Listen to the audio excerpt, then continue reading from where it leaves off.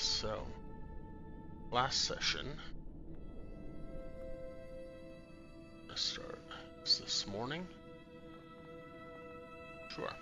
This morning, or last night, something, both watches went as one might expect, with no enemies about. Claudette woke up to a violent pounding of the tent and walked out to see a 19-foot tall Dr. Stein merely tapping lightly on the side of the tent. Never mind that 8 hours earlier she was only 11 feet tall. Claudette woke the others, and y'all decided you needed to grab the spear to maybe shrink the doctor down to her normal height. As the good doctor was unable to follow through the tight tunnels, the rest of you went on to go get it for her.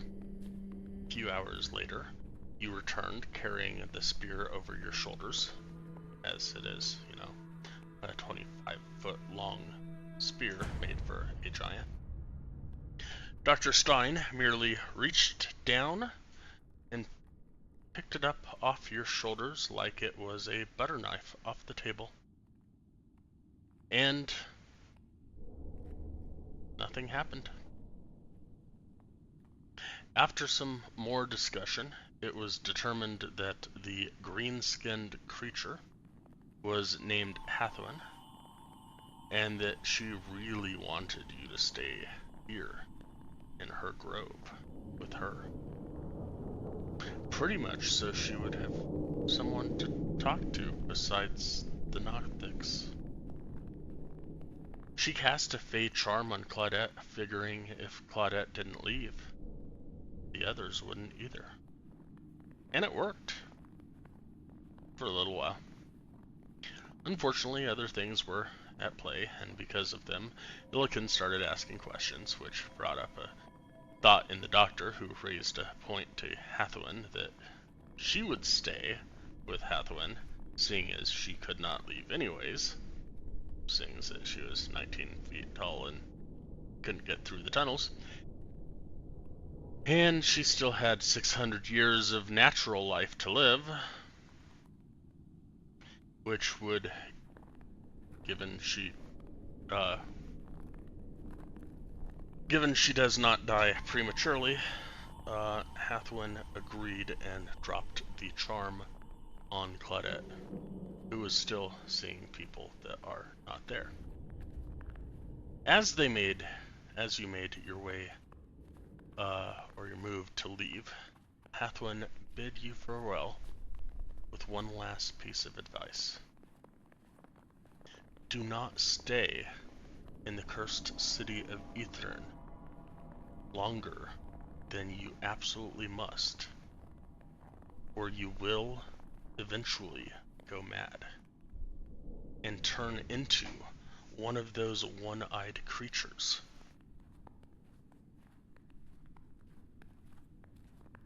I want to retcon something. As you took off, as a Fey creature, the Dryad will hand Arden some teeth and tell him that they may be helpful. She will give you 2 fangs and 9 teeth.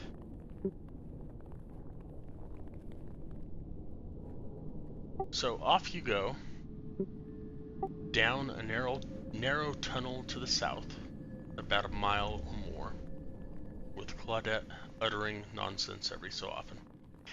As the tunnel ends, it gives way to a massive frozen sepulcher with a fantastic city sculpted by ancient magic and illuminated in a haunting way by green and purple lights that shed no warmth. The city is slightly tilted, its spires leaning away from you all, as though recoiling from your presence. You are now standing atop a causeway of frost-covered ice that stretches towards the city like the dead, frozen tongue of some hideous behemoth out of whose mouth you just stepped from.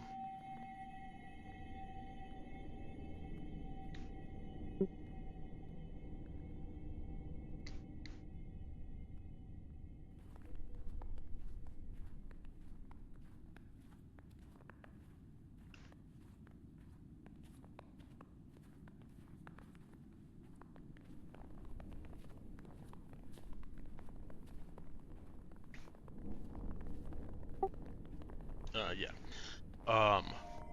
So, it is a corpse like no other. A city whose last breath was taken eons ago. Its monuments and streets are little more than silent reminders of what once was, and what could have been. Its black bricks are lit by green and violet firelight. The colors locked in a war started when the world was a younger, humbler place. There is but one way into the necropolis, and it is forward. There is no turning back here. The caves of hunger still lie open, yes, but this is the brink, the breach. Dare you enter it? As you stand looking in awe at this once floating metropolis, grander than any city any of you have ever seen, Professor Scant remarks, "It is just as the histories say, a Netherese city carved by spell masons in stone as black as the night." And as he says this, Velen remarks, "If the Brotherhood could see me now, the little animator of Longsaddle has at last come out on top. Hurry, there's no telling what creatures still lurk here, preserved by the very magics once propagated by the wizards of yore."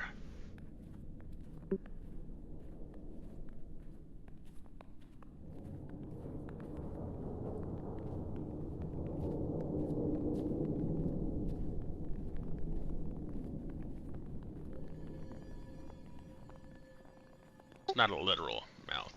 That's just a...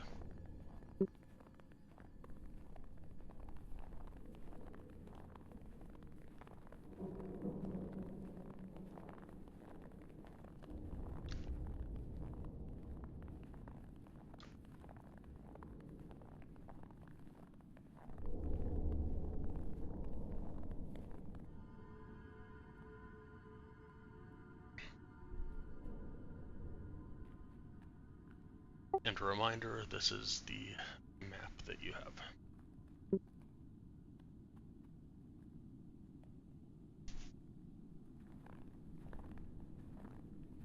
Or not the map that you have, but rather what you're looking at, essentially.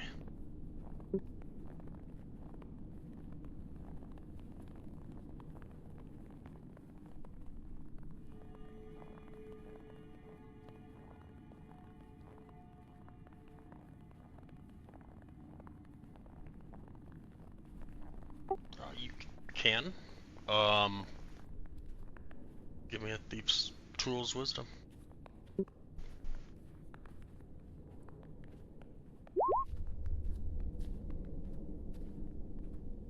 You are pretty confident that there's nothing there.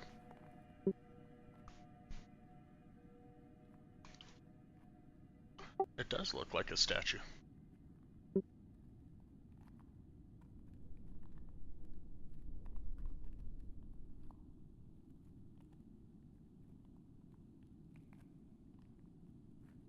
Looks like a statue of something massive.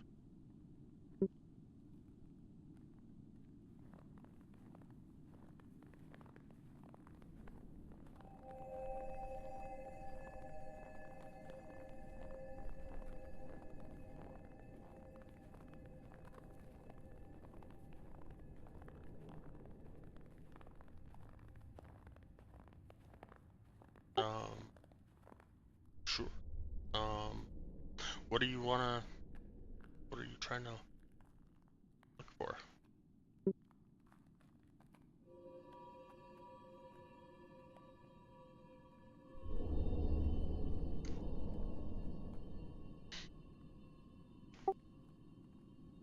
I see.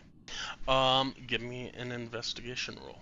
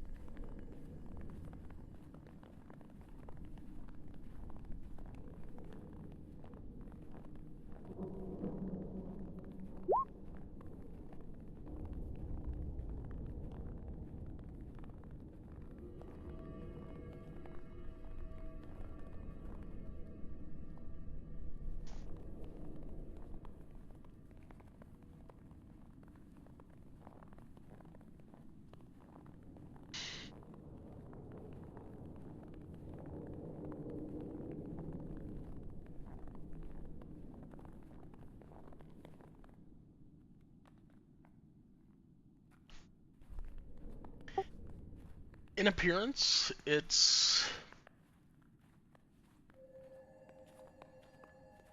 looks like it was. If it wasn't broken, it looks like it would have been approximately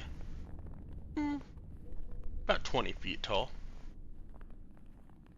hairless, featureless, humanoid, sexless.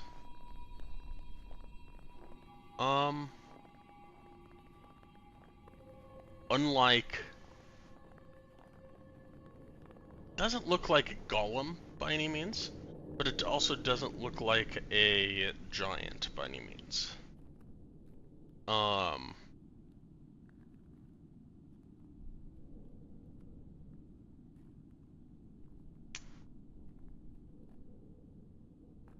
Give me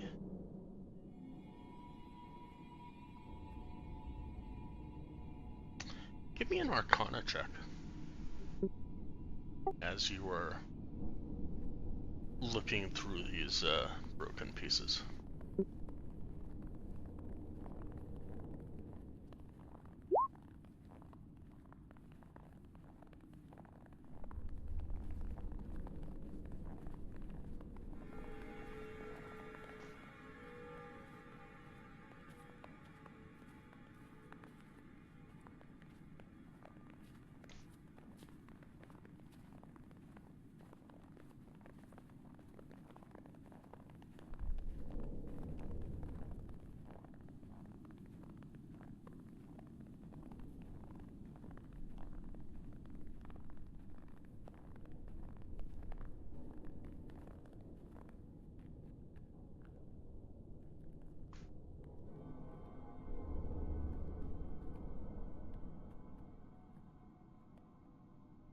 You don't know what this was, because you've never seen this before. But this wasn't a statue. That you are sure of.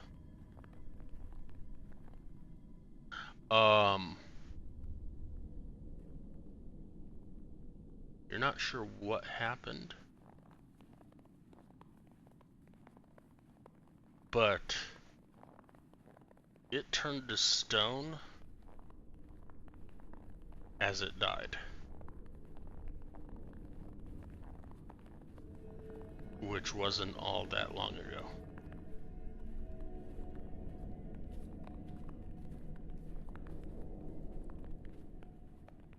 And next to it, standing tall, about 15 feet tall, is a sledgehammer that looks like it would have well wielded.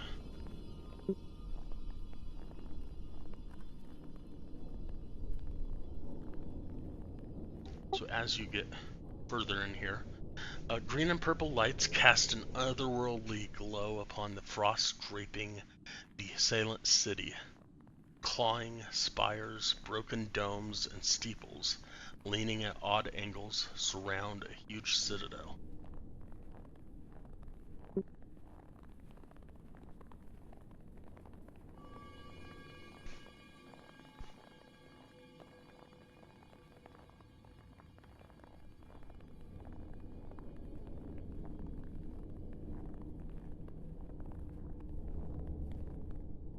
And as you mention that to everybody,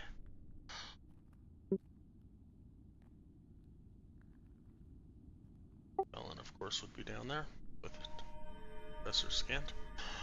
Professor Scant will pipe up and say, that is a tomb tapper. And when a tomb tapper dies, it turns to stone.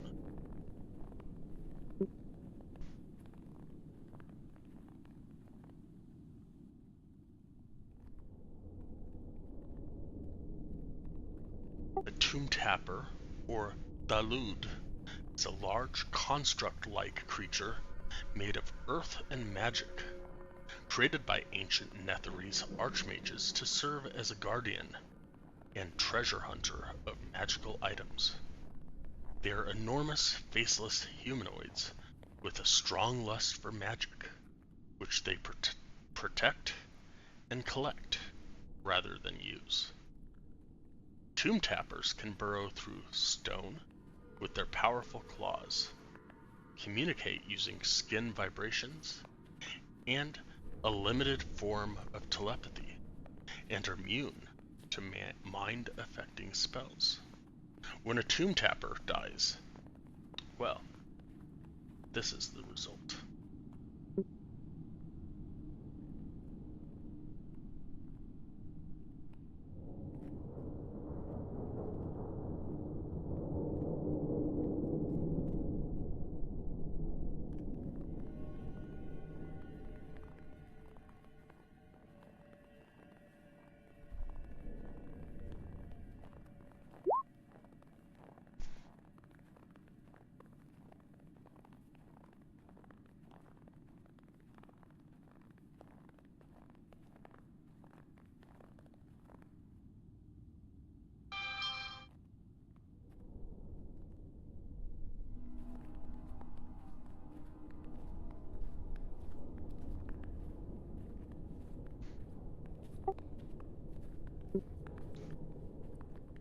Car wants to touch the balls. Gotcha.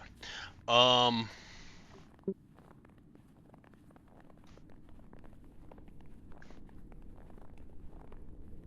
you reaching out to touch it? Touching it?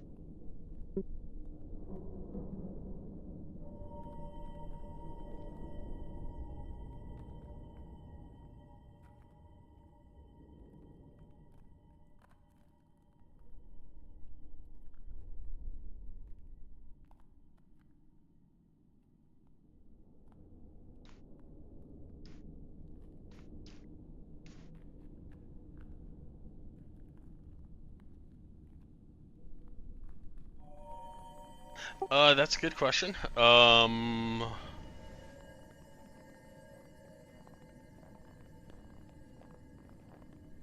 gonna go with lights.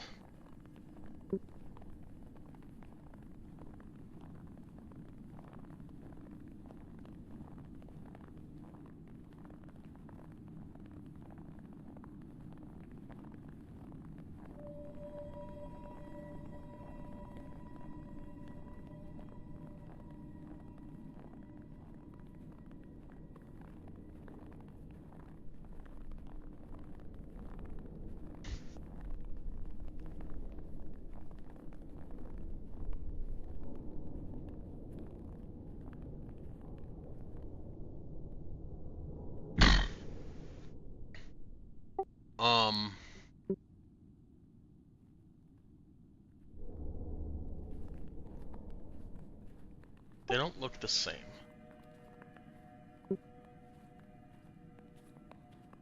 Not that I think you might...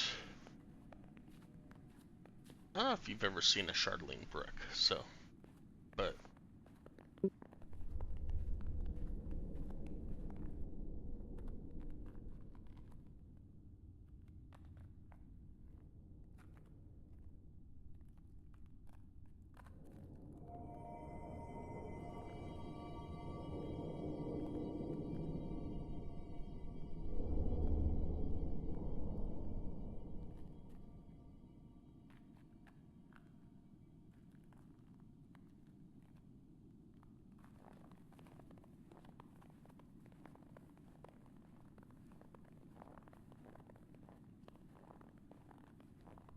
It's a good question.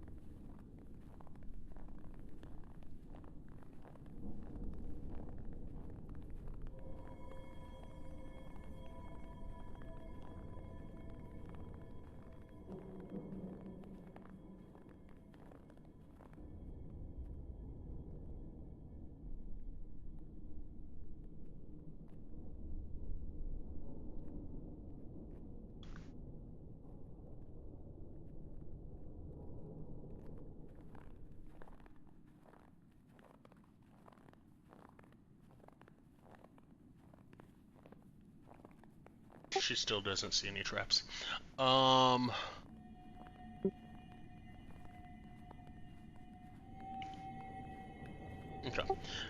But she still does not see any.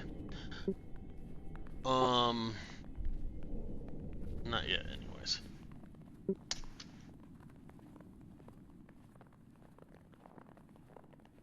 Sec, let me get this map.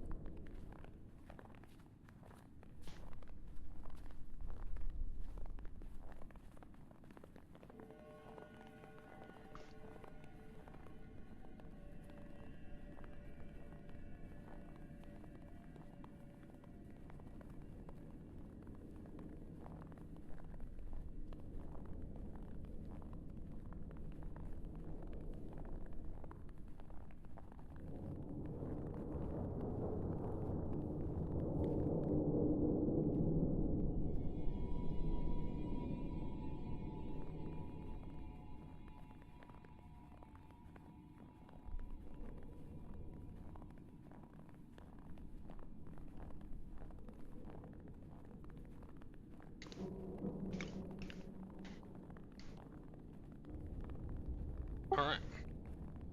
I don't have everything prepared yet because, well, work and stuff.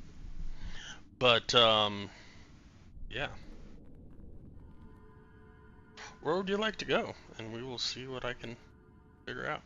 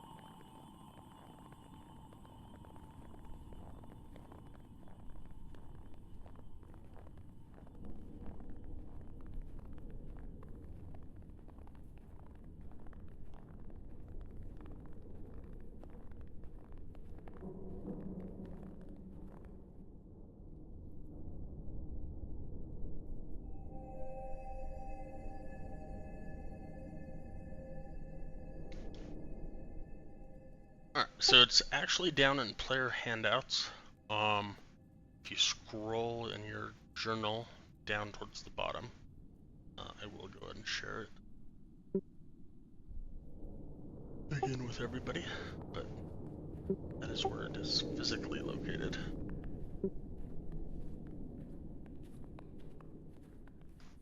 But you are on, literally on the map. The page is on the map.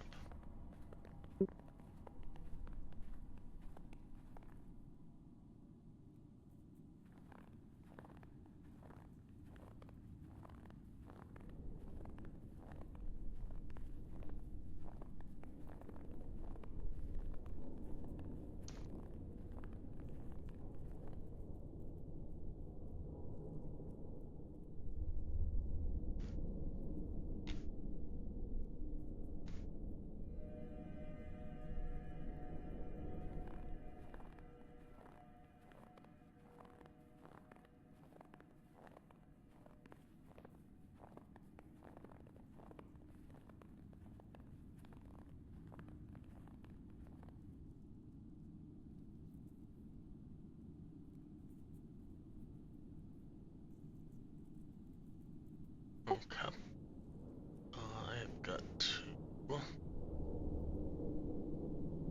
this together real quick, just one sec.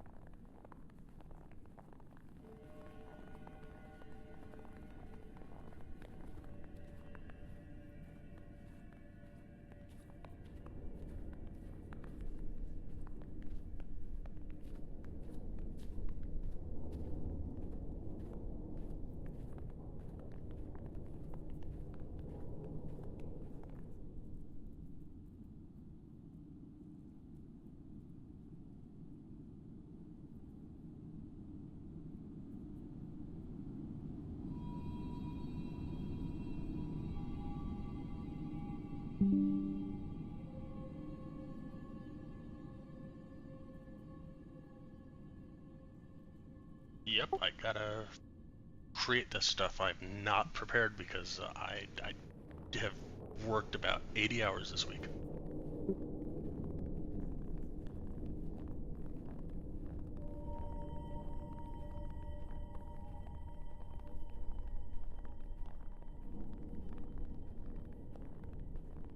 Trying to get all these done, but I just do not have enough time.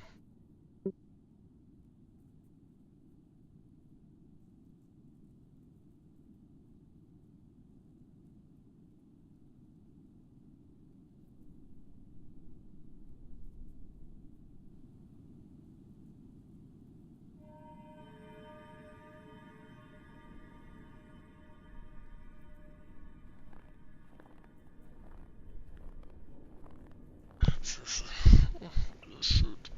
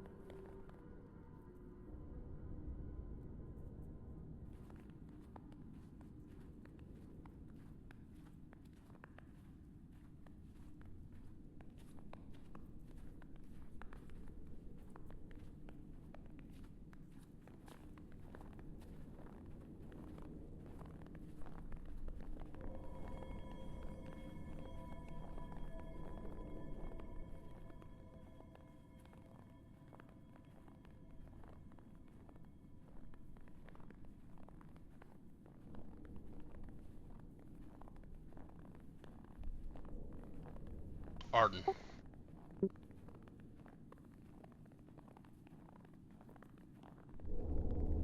Arden.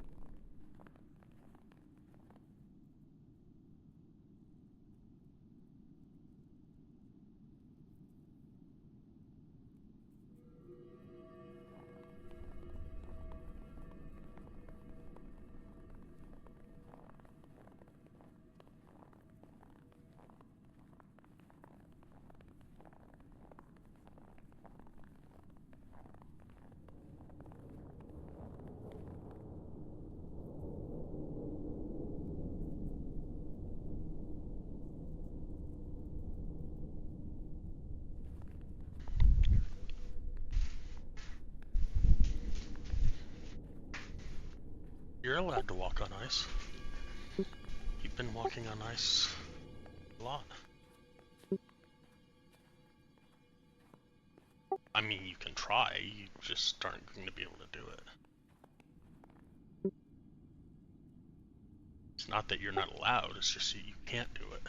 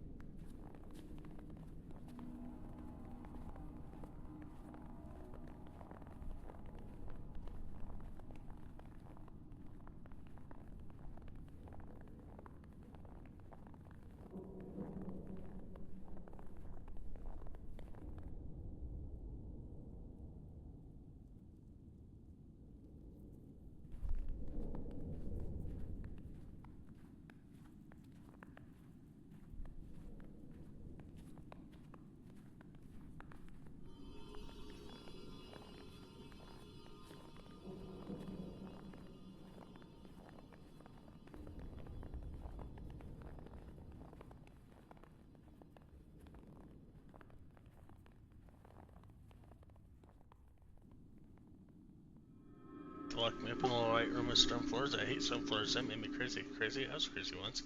Lock me up in a little white room with stone floors. I hate stone floors.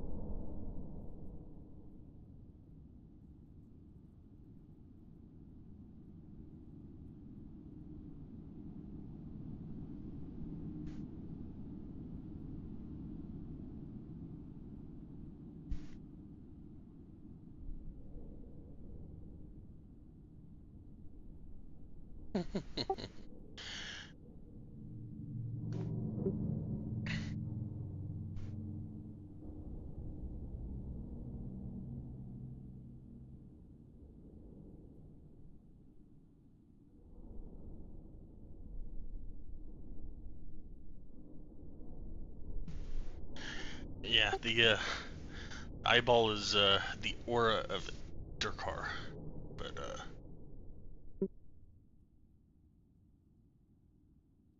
and the iris is lizard.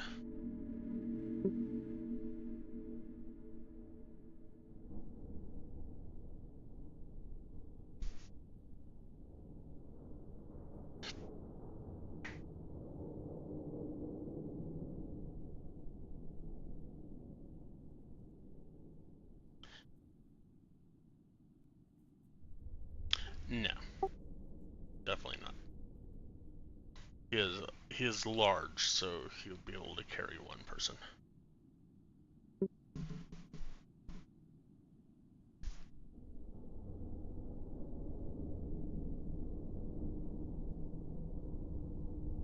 And Drake, although Drake is medium, Drake could carry one person as a ground mount if Drake wasn't carrying a crap ton of stuff.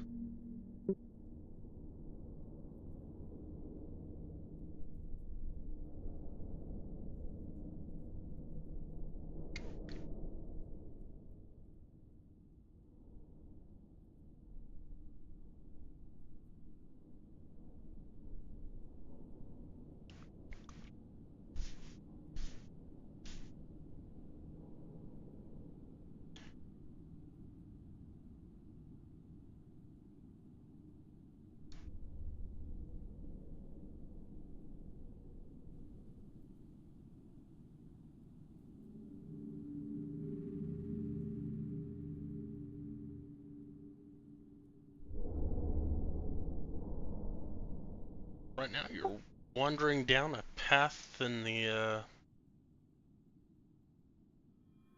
city of Ythryn.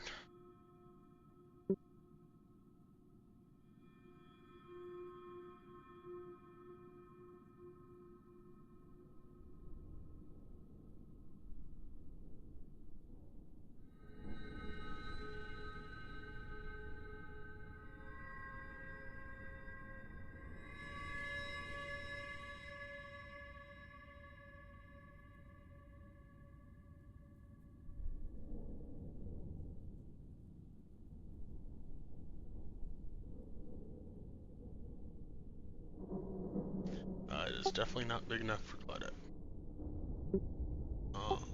Sprout would be considered Sprout small or tiny?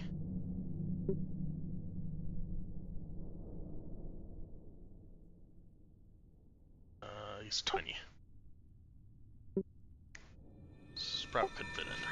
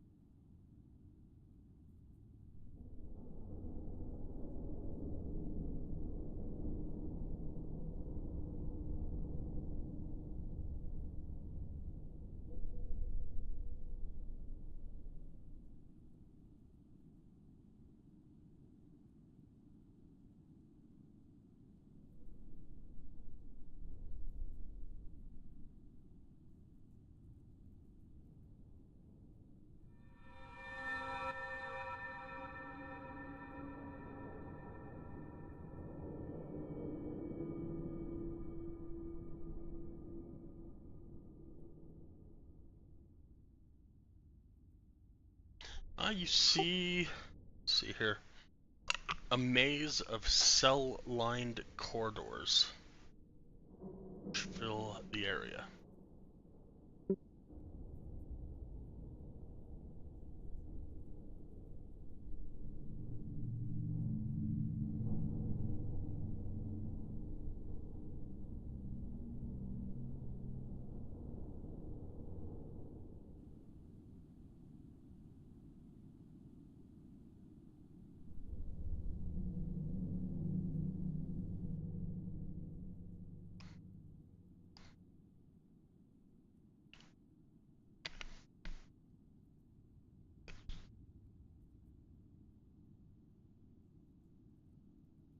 Oh, that's there. There are gates, on each of the cells. You don't see any locks.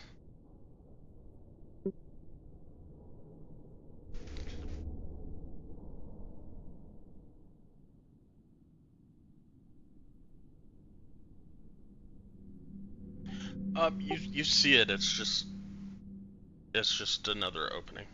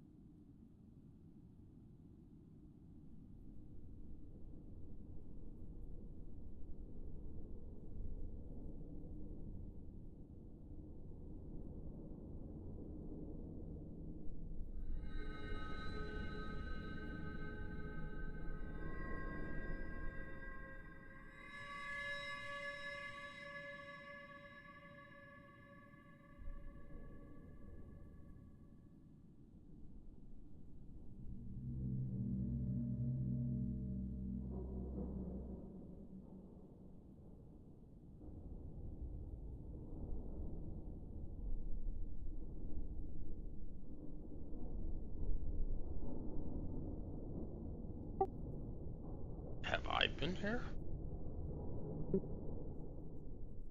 Nobody's been here in 2,000 years.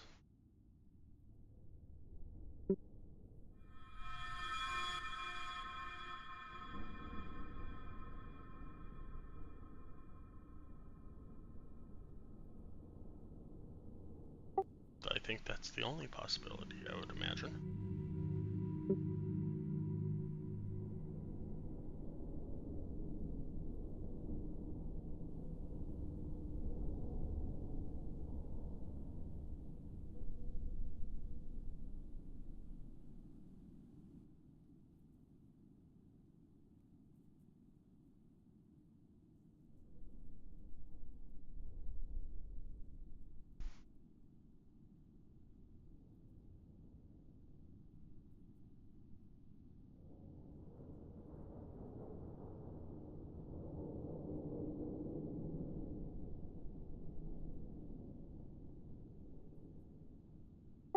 Yeah, kinda.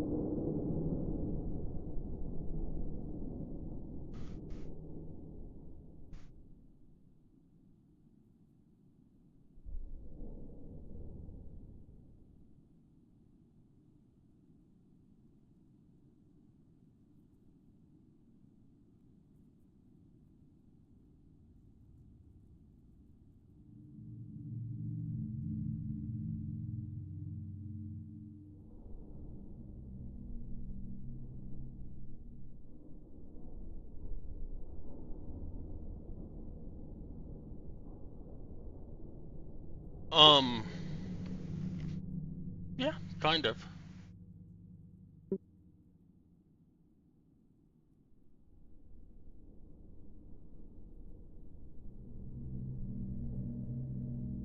I suppose if you had barding, um,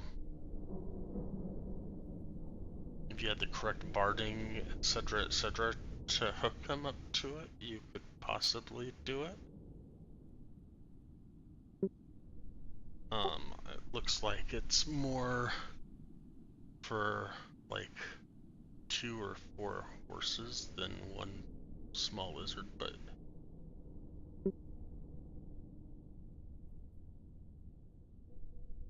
not that your lizard is small, but in comparison to the size of the cart, your lizard's kind of small.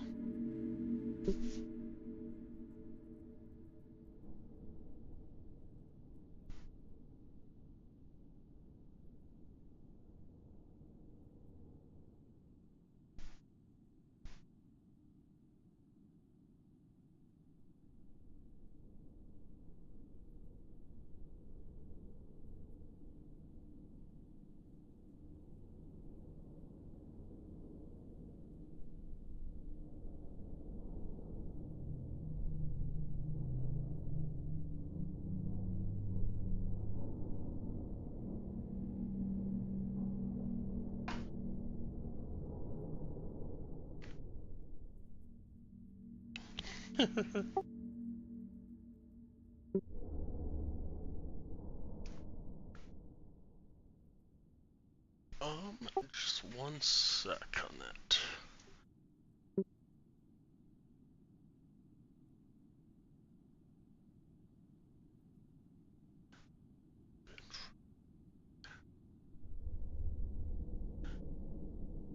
You can go and roll, wisdom, thieves' tools.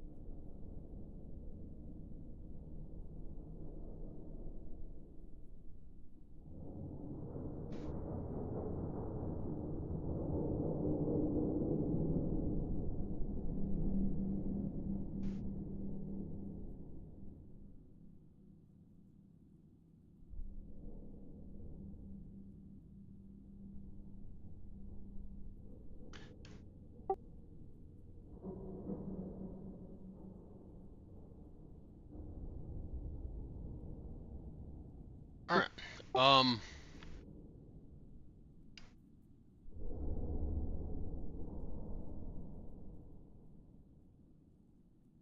you notice hairline cracks in the walls near the door, and down near the entry, the floor per se, you notice a pressure plate.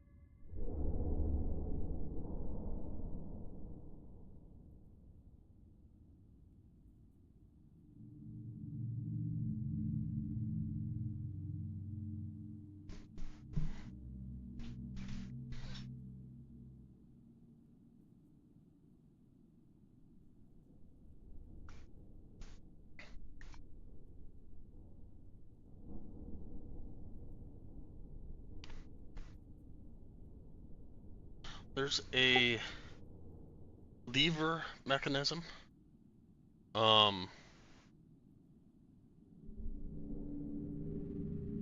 Here or here. Um,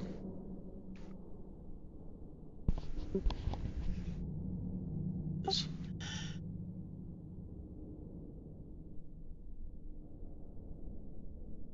that looks like it may have something to do with the doors.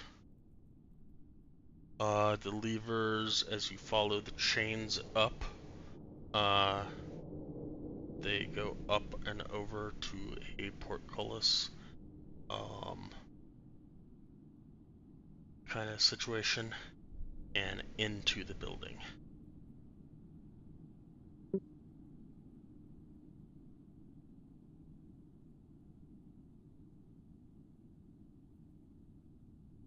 What's that?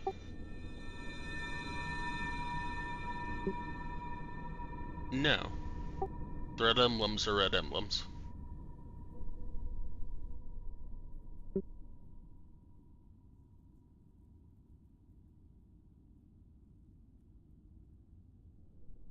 Do you see the green? Okay. Yep.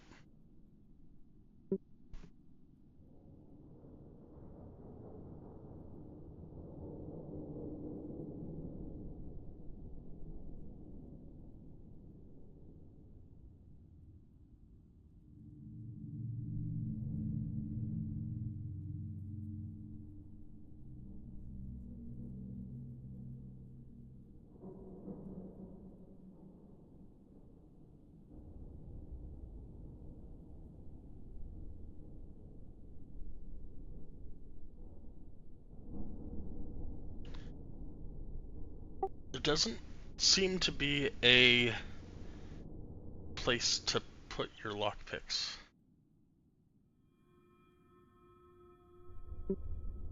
Rather, there doesn't seem to be a keyhole.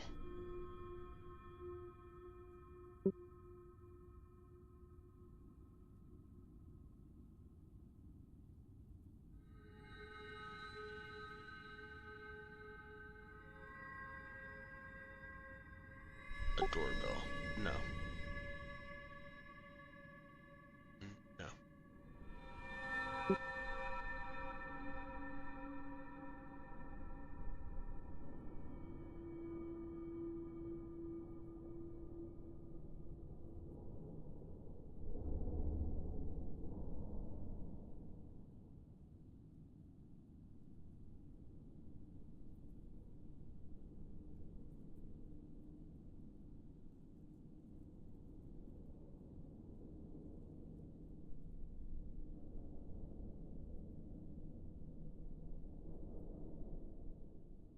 Yeah, levers.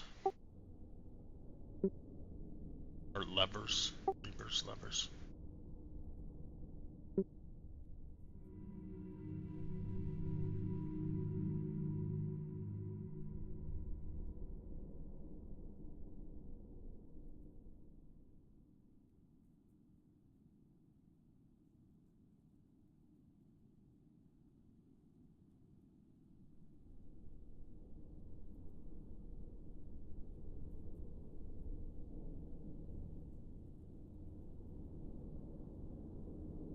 She looks at you.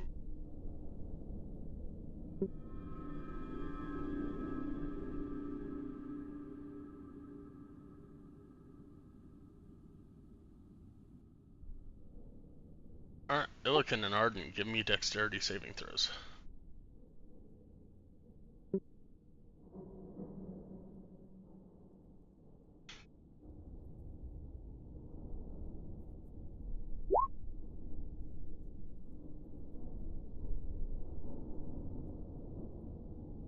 Arden, nice job.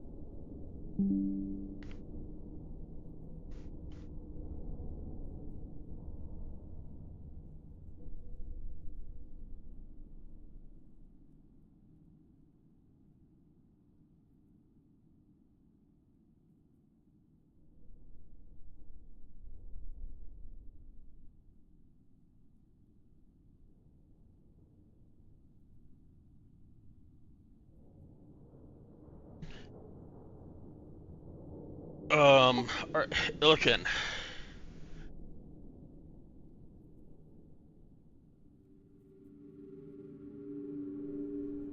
Nice job.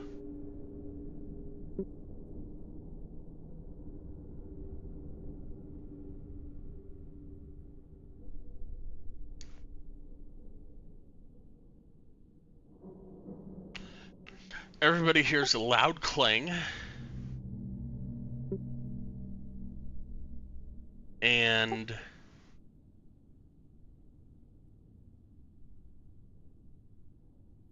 the chains pull. And the doors. Let's see if I can find this real. Just one sec.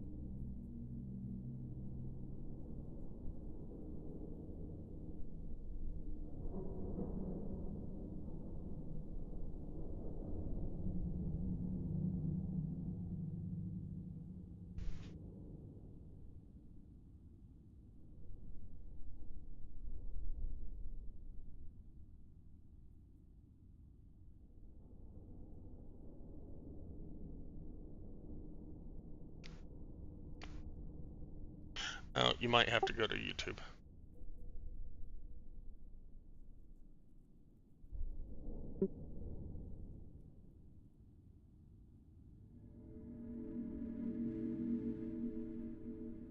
Usually I remove all the embeds, but I forgot to.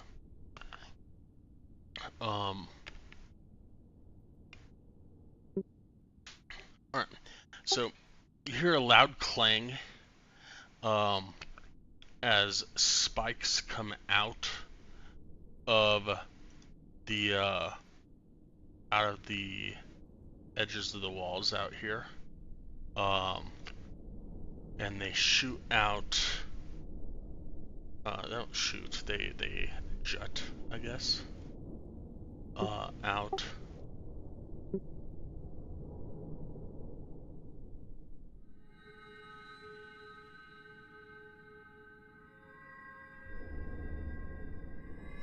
Like that, essentially.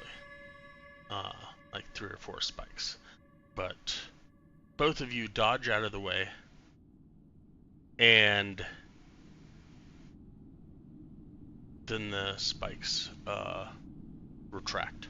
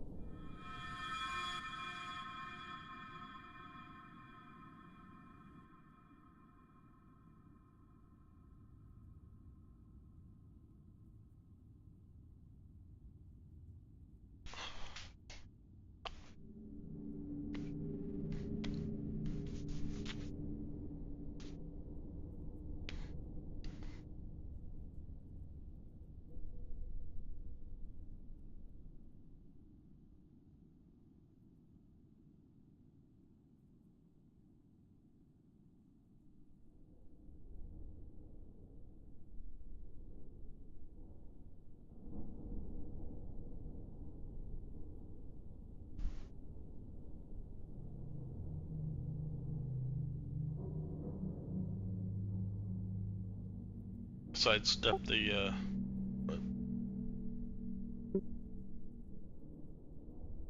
just go through the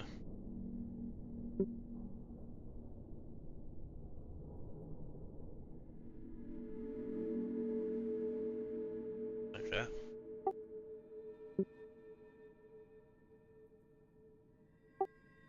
The doorway is 20 feet wide. The pressure plate's 10 feet wide.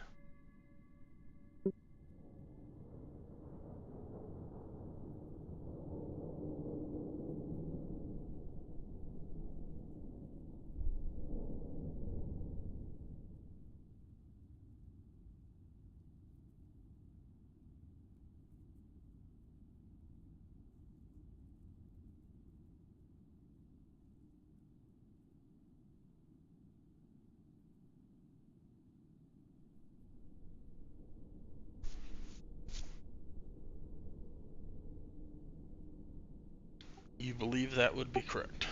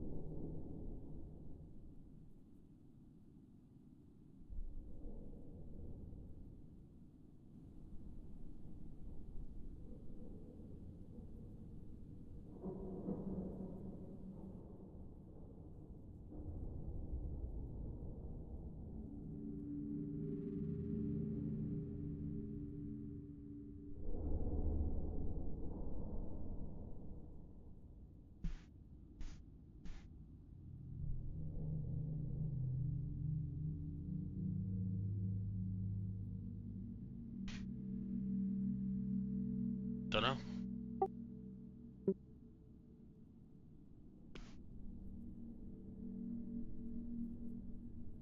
Alright, give me an investigation roll.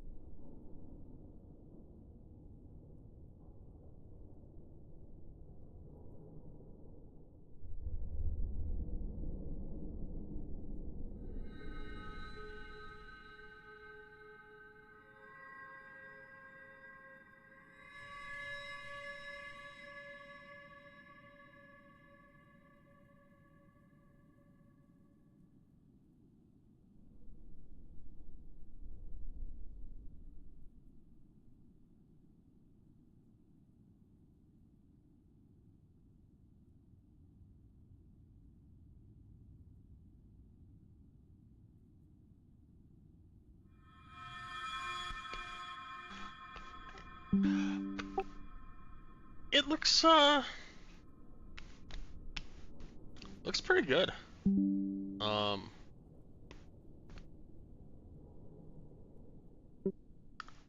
Looks fine for.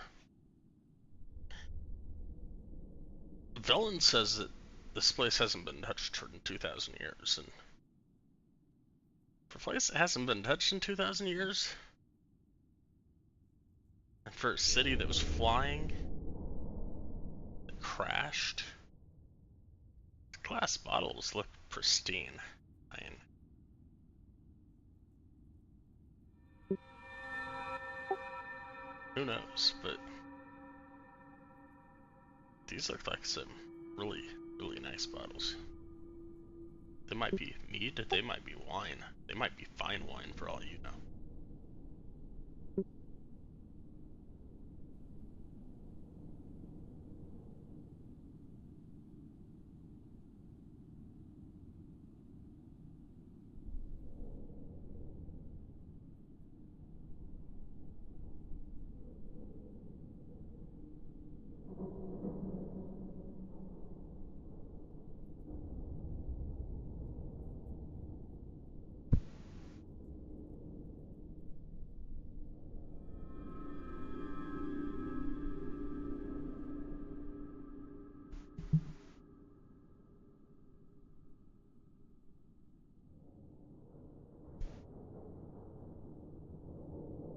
They're there.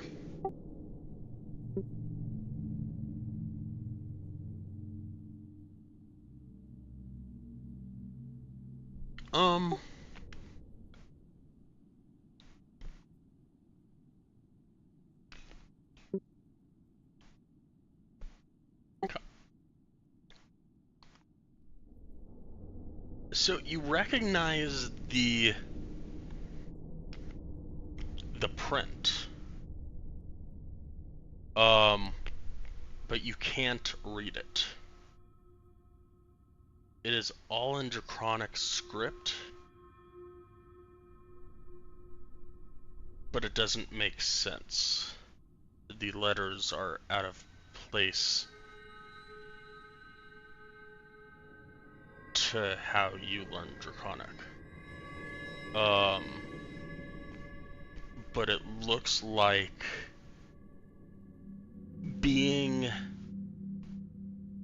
a guard yourself, it looks like some of the papers look like shift logs, and some of the papers look like prisoner logs.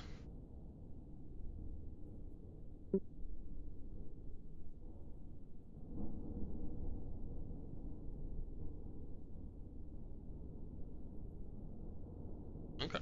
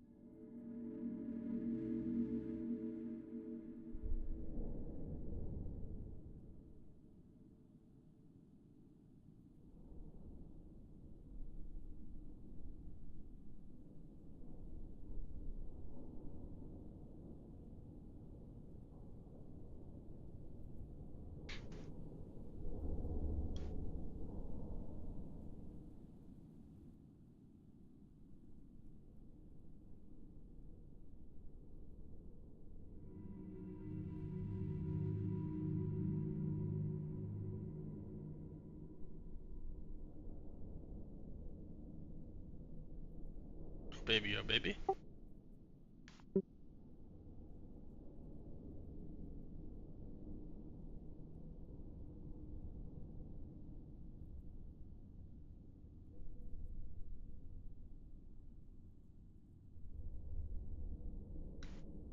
Oh, wisdom, thieves tools.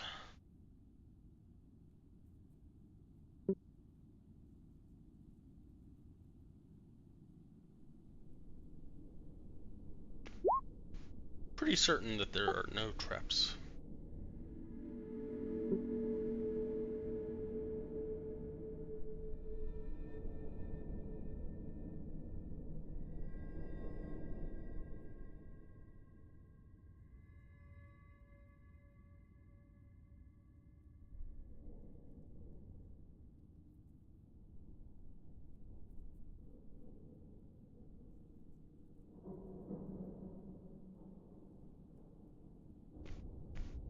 Looks like some spears and some pikes.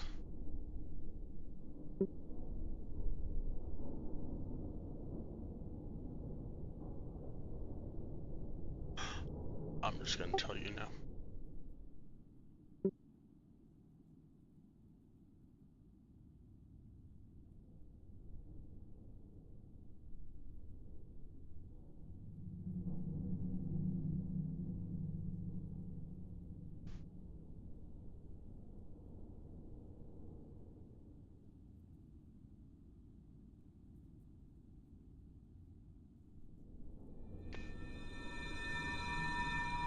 They're lamps.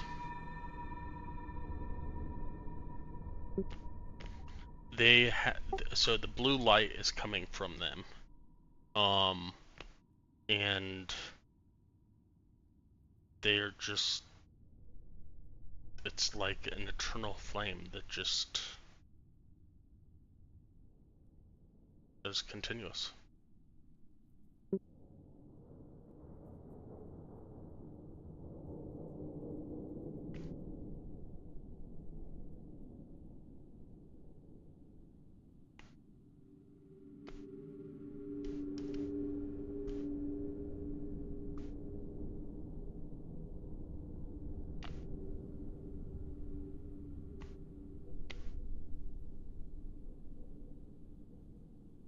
Just a sec.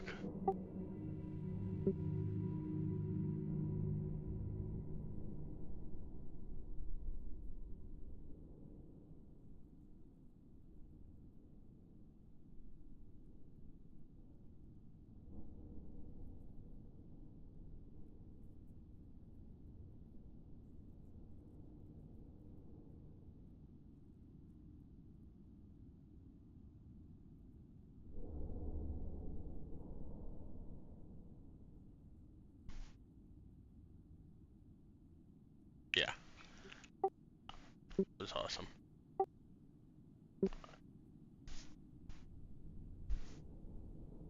I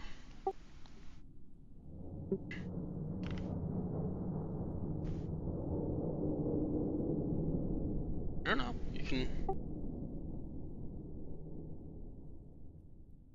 There is. This is probably where I should have. Oops. Oh. Oh,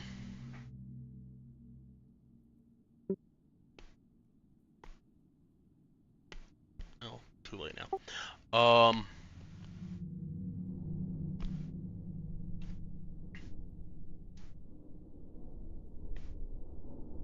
Looks like last rites, something or other.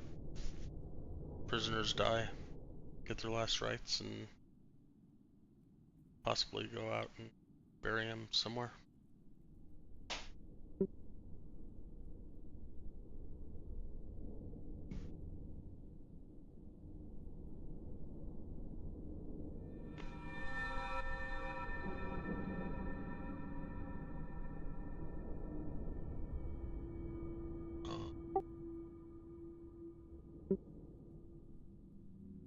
Are you cutting into the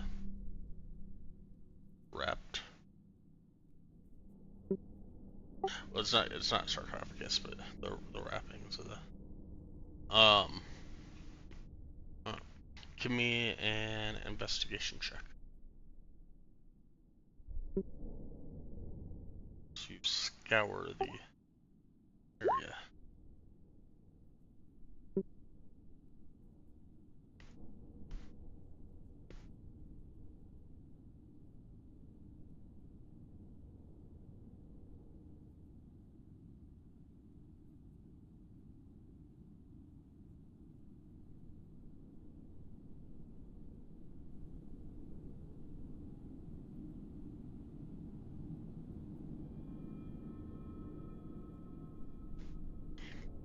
Alright.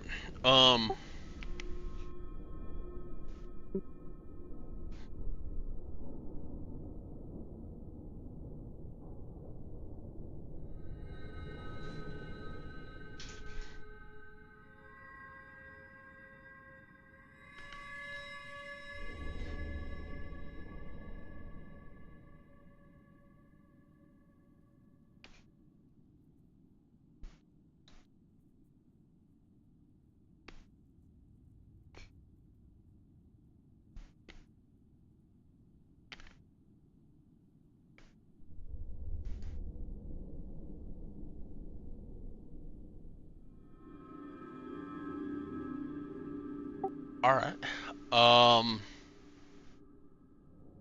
You find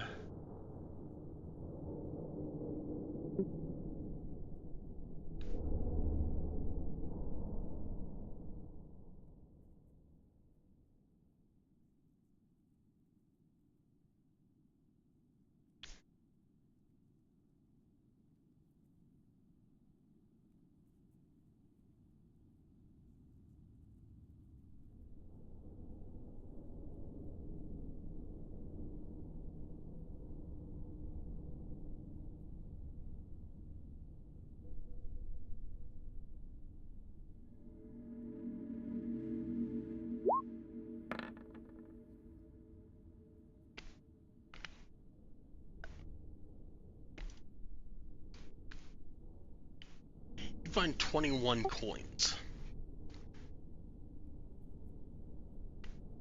They're a little pyramid-looking coin with an E on them. They are not made out of gold. You have never seen a coin that looks like this in your lifetime.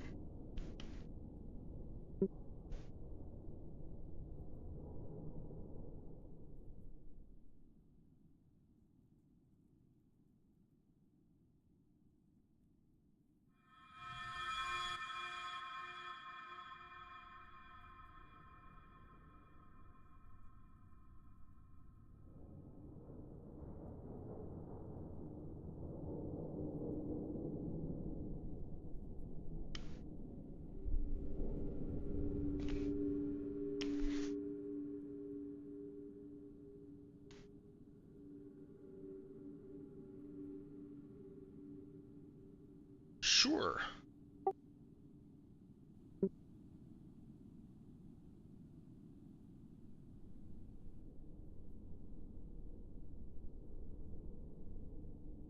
Awesome. I have no clue what it says.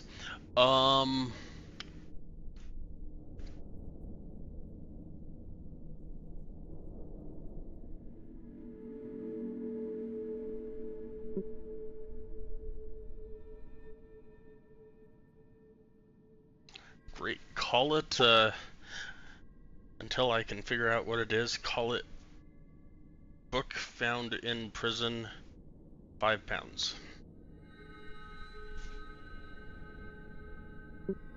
No, 3 pounds. Sounds great.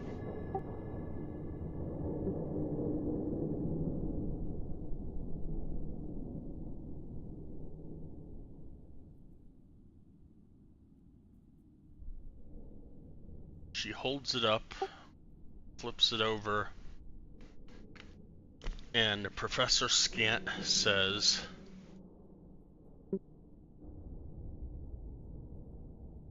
not Dr. Stein, but Professor Scant, the floating orb, says, Nethery's currency. The Netherese had their own currency printed at the city of Alienar,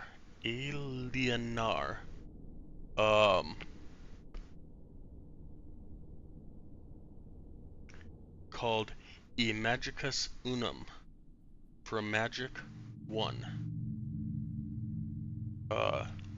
and a letter indicating which enclave manufactured it.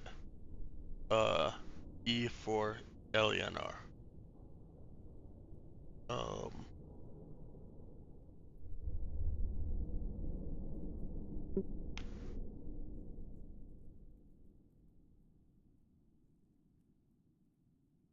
That the coins were shaped like a pyramid.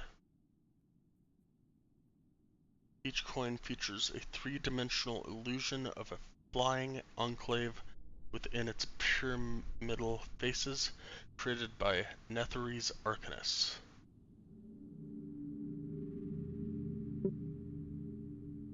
And the pyramid-shaped coins were enchanted to make them extremely difficult to forge.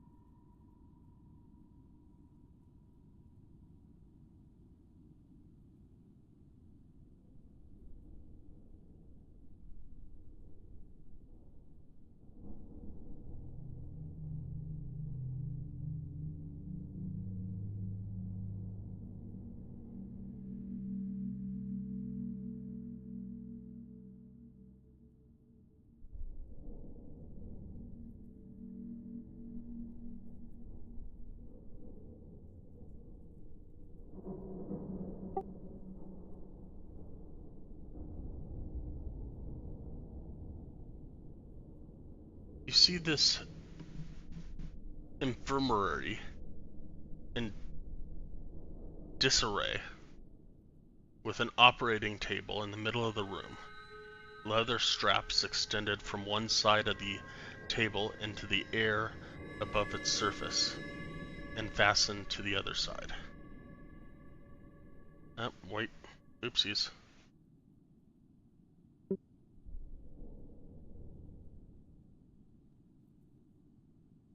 Just a sec. There you go.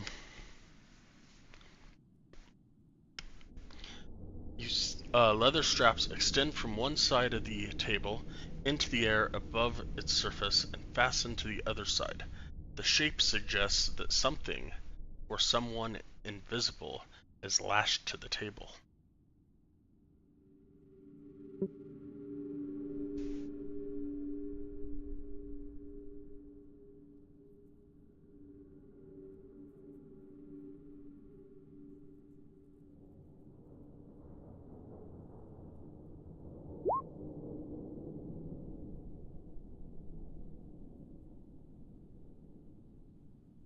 That would probably... just one sec. That would probably work. Just one sec.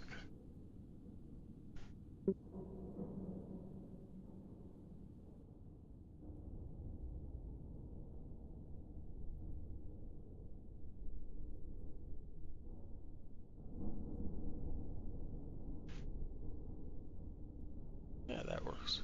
That looks good, right? Yeah. Alright. Now we got two. Not great.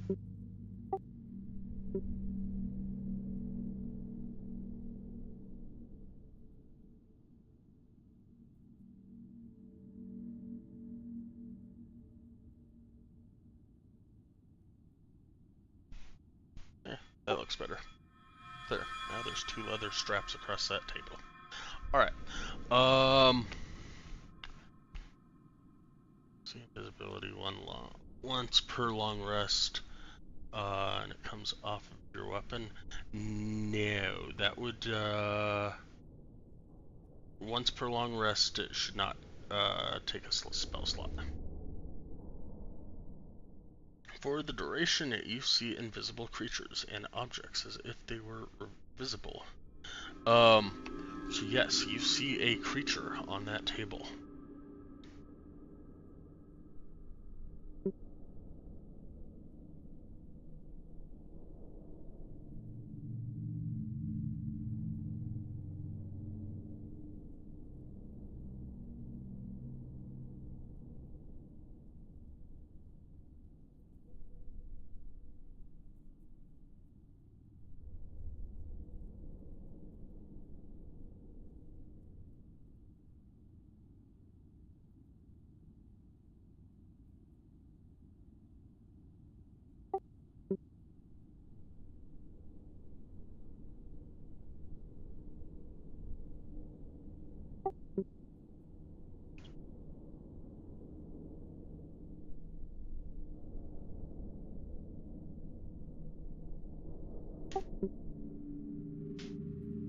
That's basically what you see.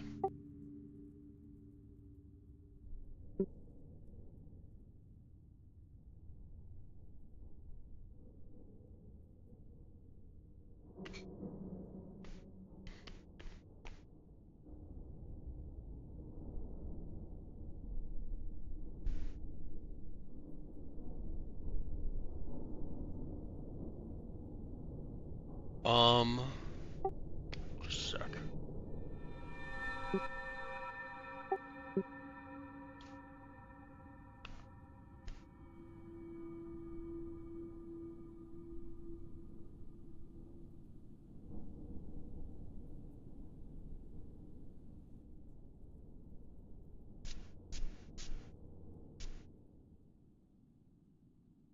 Before you do anything, let me... Oh, gotcha. Read this real quick. Let's see.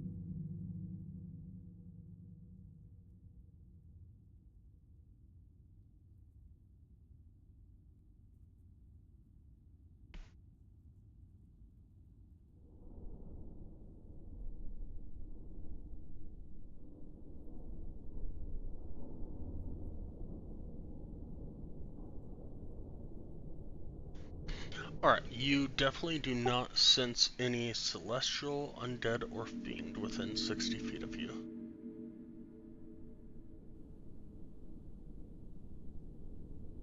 Um, you do see, you do see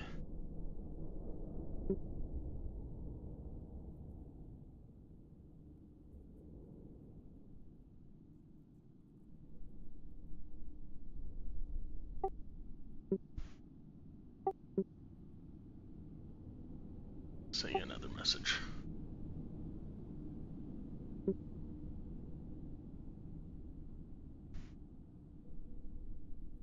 And he looks to be asleep.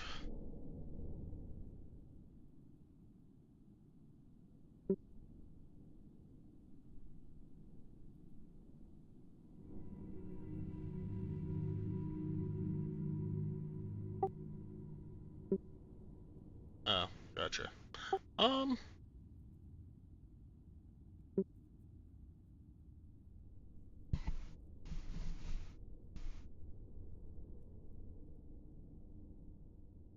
We'll say he has a mouth.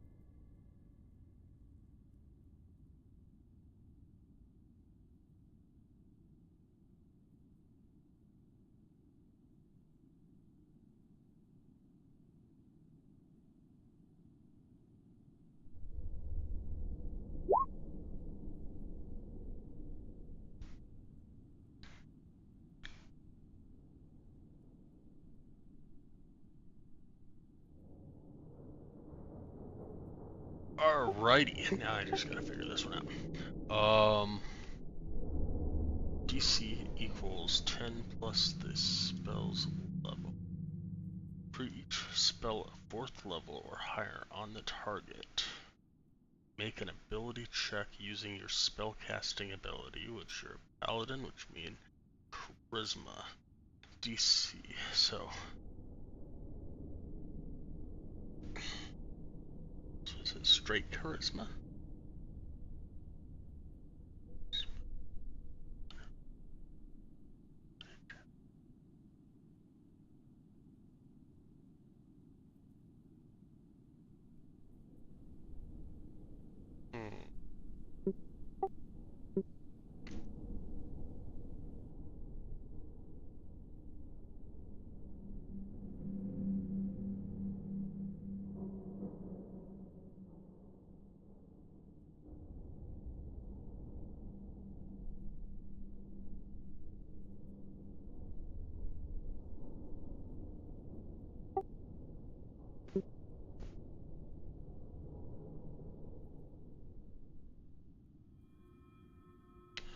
Okay, so roll a d20 for me. So it'd be 14 plus your charisma modifier, which is 17, which meets the DC. DC was 17. So as you dispel the spell that was on him, he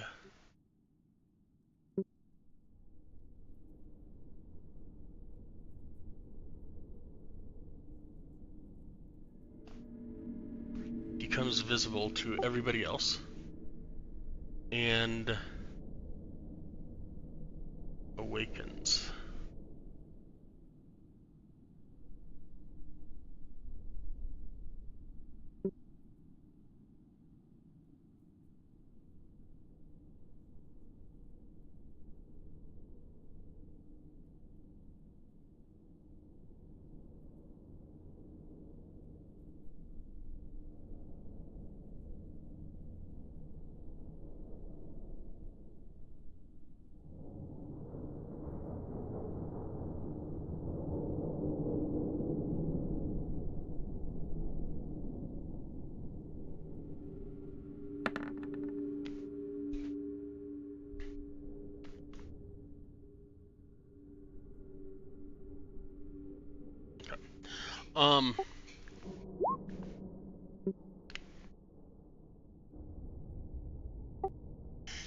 He will start out, um, he will start talking to you in what sounds to be Elven. And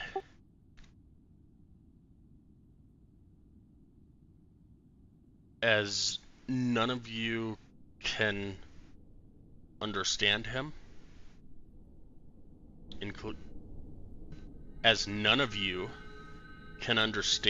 including Arden, and he realizes that, he will switch to common.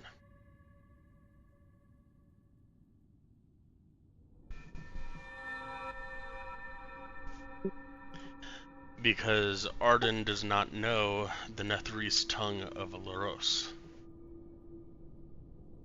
which is based on the Draconic script, but the the ancient Elven language. So it predates Elven and Draconic.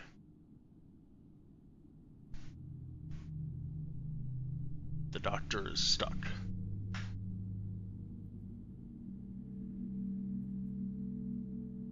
Yep.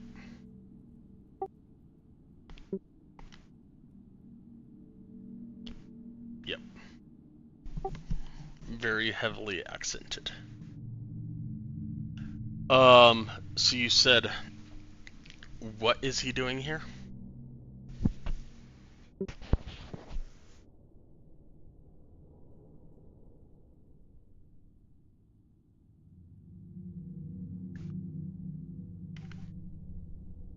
My name is Xerophone. I should probably put it in chat as well.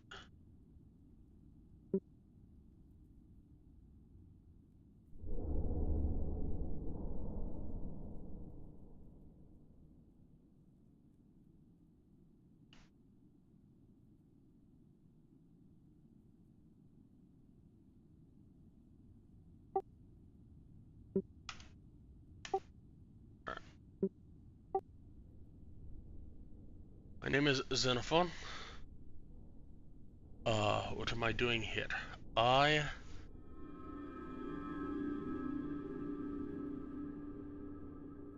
am not quite sure. Well, the prison warden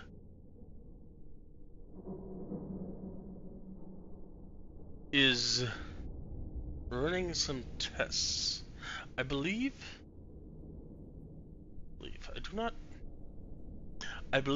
he wishes to understand my, how do we put this? Ability to shift. And wishes to create a potion to be able to shift.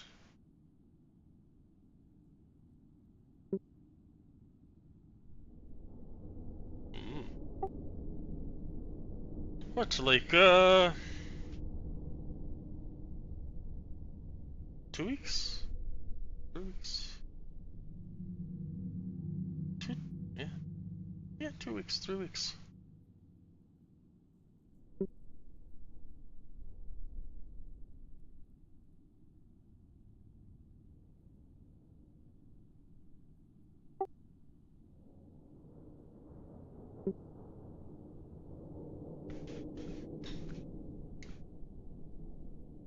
Make me think of a place, damn it.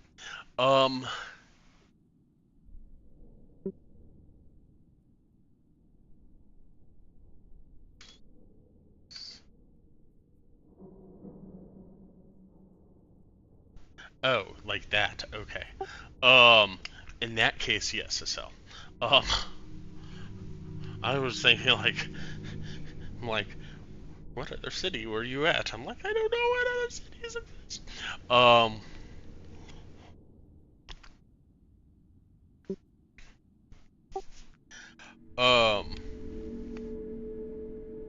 it is. Oh, is it? Oh, fuck.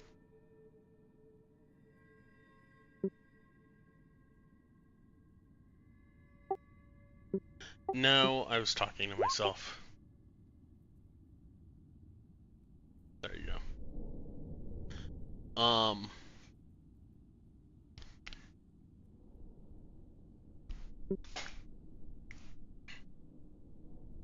Hate it when I do that.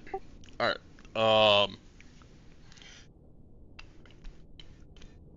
before I was here, I was in a cell. And then the warden brought me here and strapped me to table. He says that he wants to run some tests on me. And I said, well, I am here, so whatever. If it makes my time go by quicker, then so be it.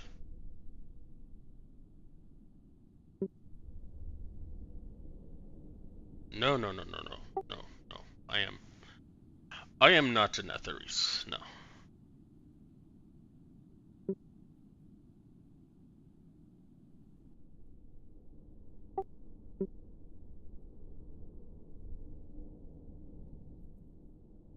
Of course they were.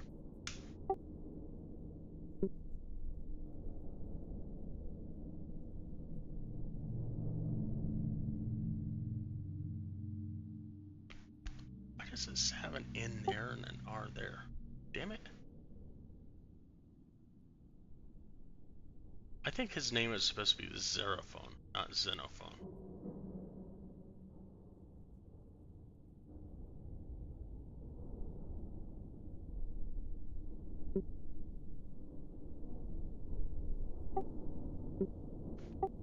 I think it's supposed to be that.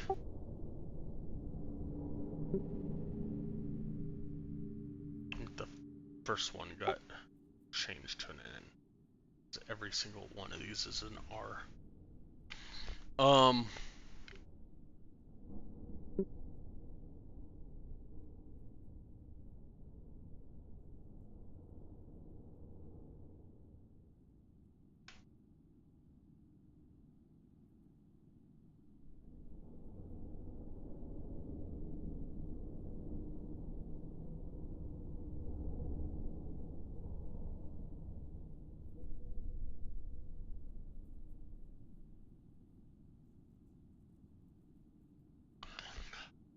I am from here. Moved here 3-4 years ago.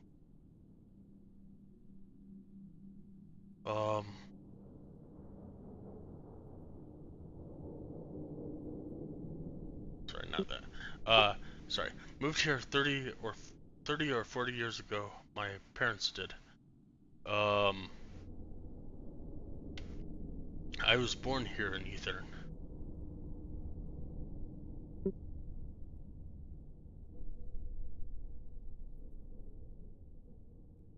Yes.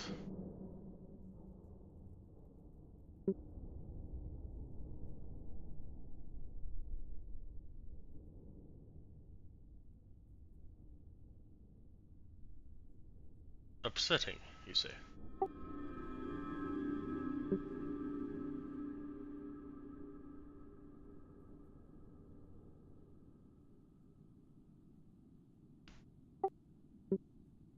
So we are not floating.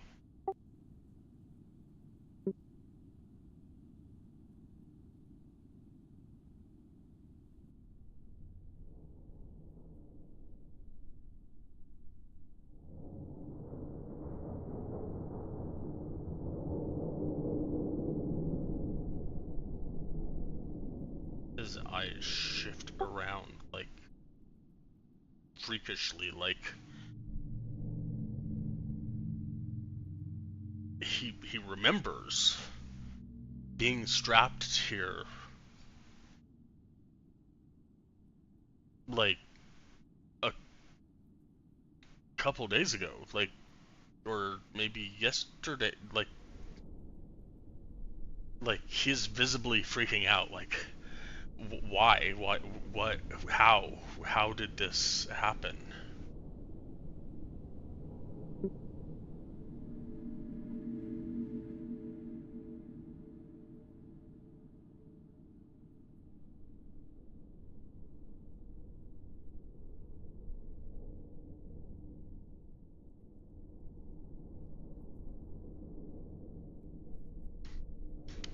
Yes, somewhere in the northern hemisphere of Toriel.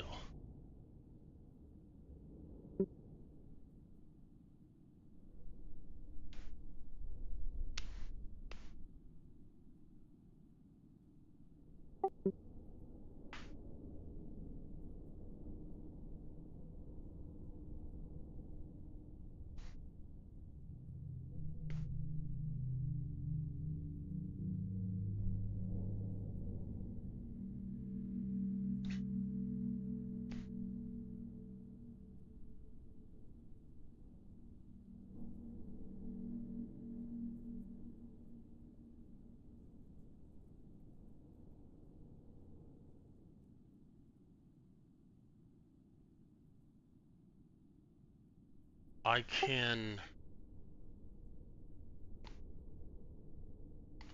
take on other forms.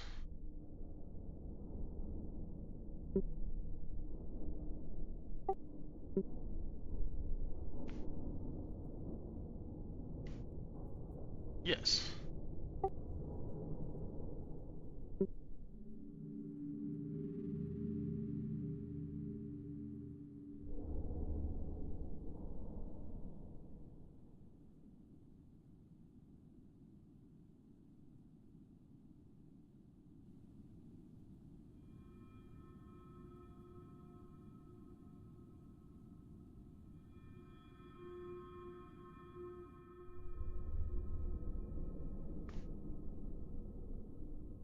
Give me an investigation check.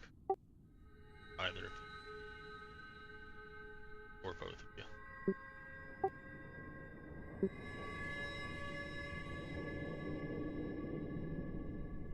Wow. Never mind.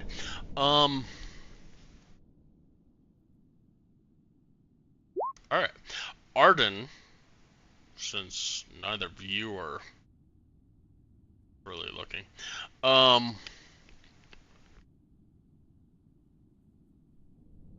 notices that they're literally just belt buckles that are attached in the middle. So while you were looking down below, Arden sees that they are literally buckled on his chest.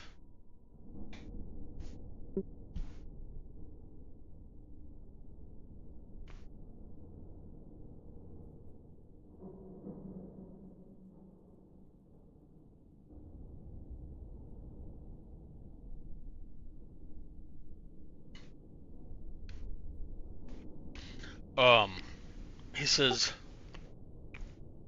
he kind of bows towards Arden. Says, "Thank you, sir."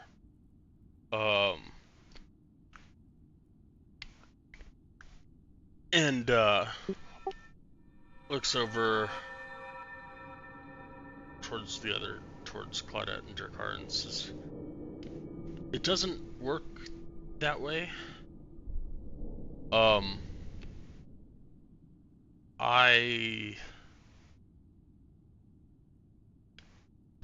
not a druid,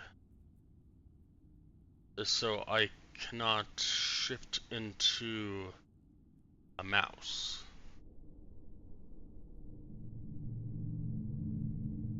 I could shift into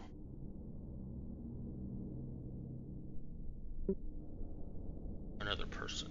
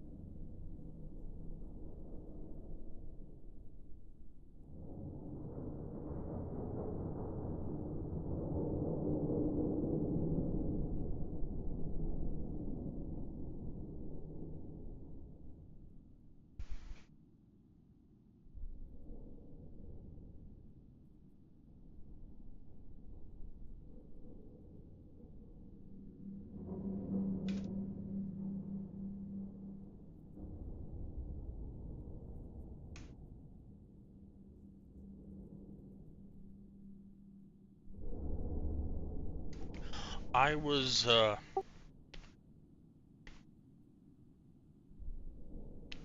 convicted of impersonating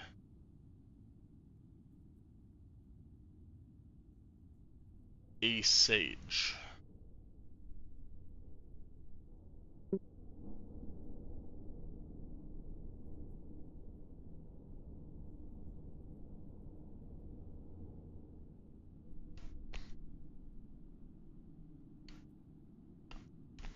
Theater of the mind, he turns into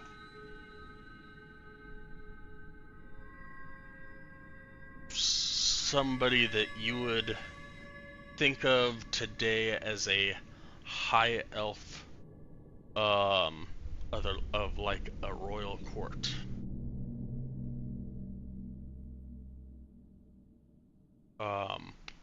His skin is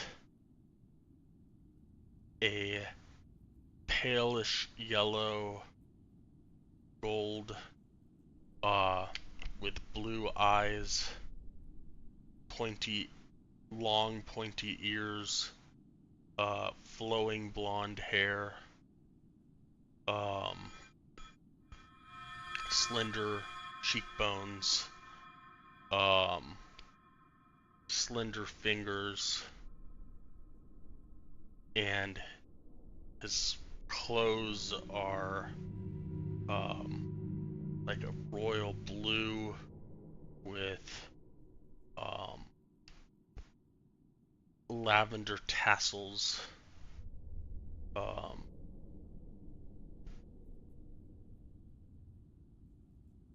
and a gold handkerchief, the likes.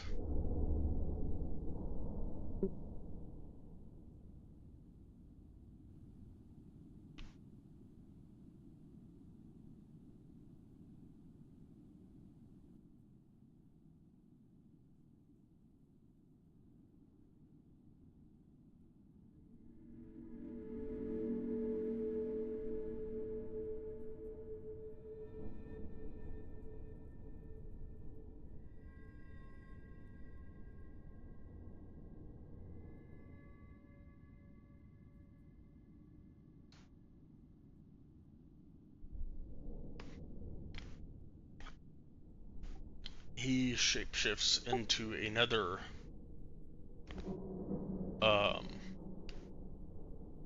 again looking like a high elven person.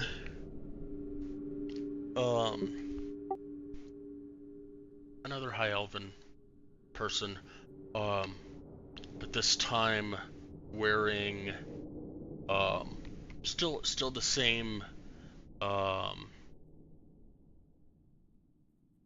skin color, the yellowish gold hue skin color.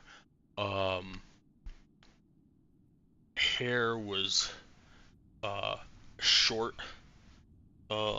still blonde, not long and flowing as you would think of an aristocrat, but like short and spiky. um, or military cut possibly, for players, not characters. I'm thinking like Val Kilmer and like Top Gun. Um, and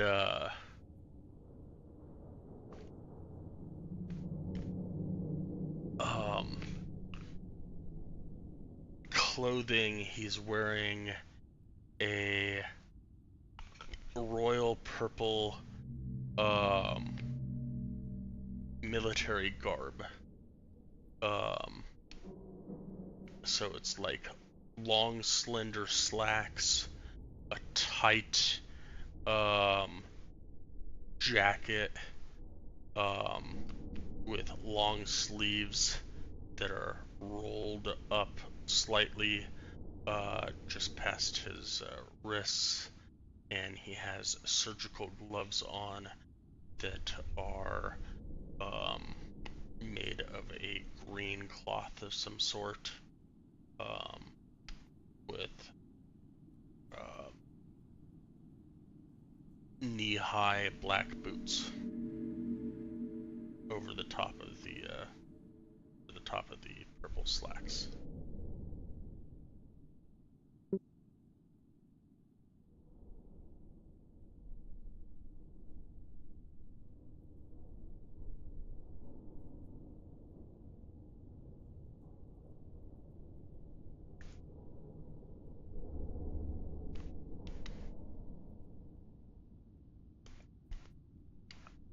That I can do. There's apparently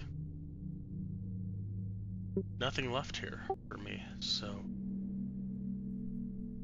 I may as well be of some use.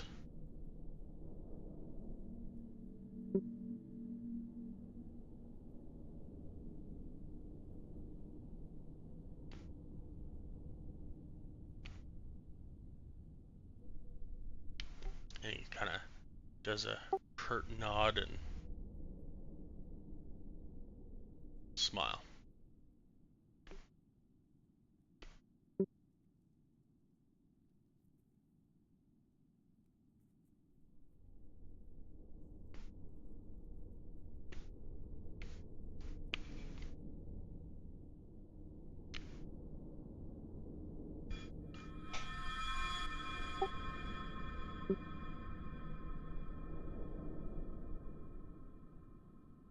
No.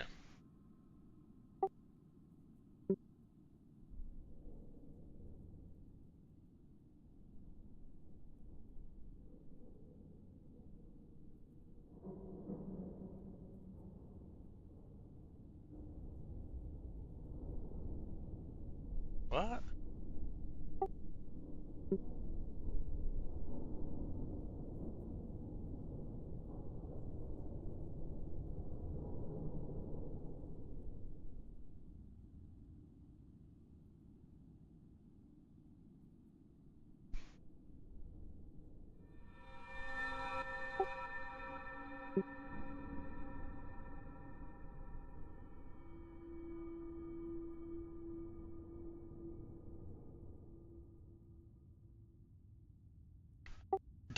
Dr. Stein stayed with her.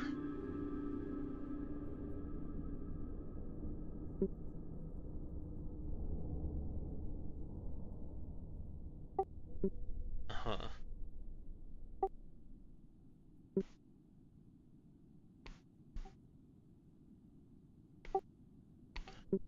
No. No. She didn't recognize, you mentioned the Frost Maiden, and she didn't recognize the Frost Maiden.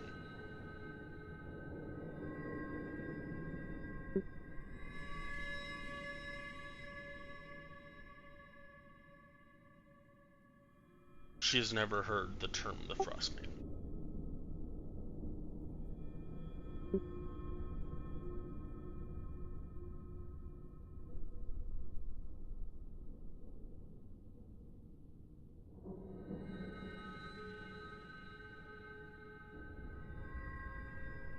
Of course, it is Laros.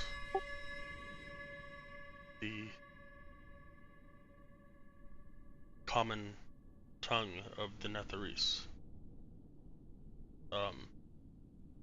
Which apparently is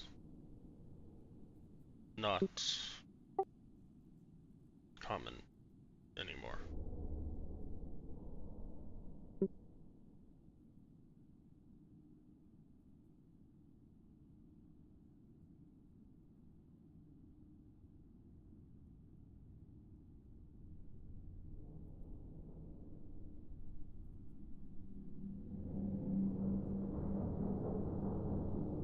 We could definitely work on that.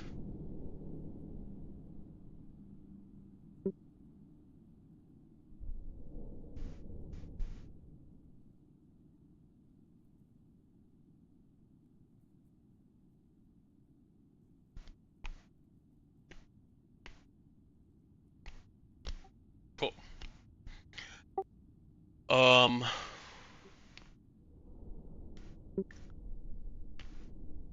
Alright, so it is 6 o'clock, so we're gonna end it there, because honestly, none of this was planned. And I need to plan some more. So, yeah.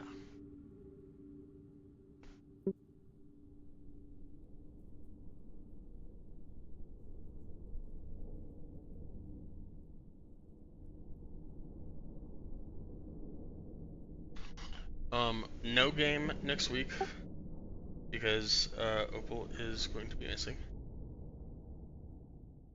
So we will pick it up on the 14th, as long as nobody else will be missing.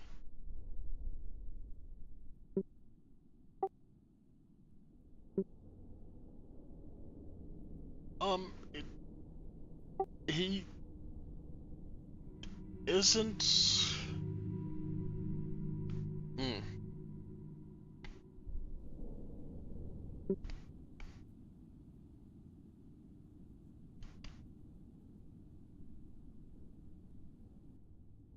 We'll say right now he's in the illusion of the prison warden.